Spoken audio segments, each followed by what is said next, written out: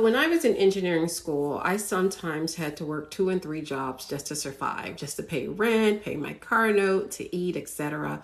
Because it took me 5.5 years to get both of my bachelor's degrees. I ran out of financial aid.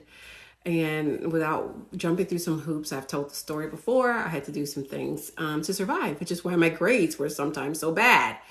I worked as a tutor at Spelman College in math. I worked as a secretary. I was a hostess at the spaghetti factory. I worked the phone line at Ticketmaster. I worked in the snack shop at the dining hall, which allowed me to eat and to make money.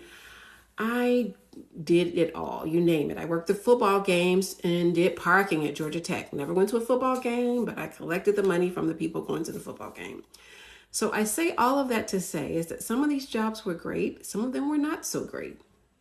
My freshman year, my work study job was to sit in the lobby of the dorm and announce the male callers because it was an all women's college and we had to know what visitors were on the hall, and we also had a curfew. So I had to sign the students in and out to make sure the female students were back by midnight. So my advice today is that if you have to work your way through school, and many of us do, there's no harm in that, try to find jobs where you can study.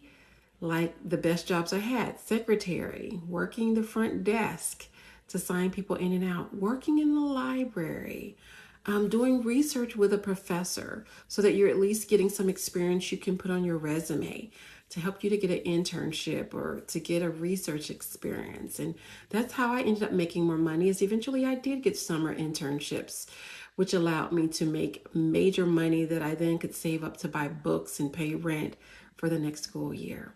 So be strategic about where you work. That's my engineering professor advice for today. Try to find somewhere that will allow you to study while you're working, because you're answering phones or you're tutoring and just waiting for people to show up for help. Stay STEM-tastic.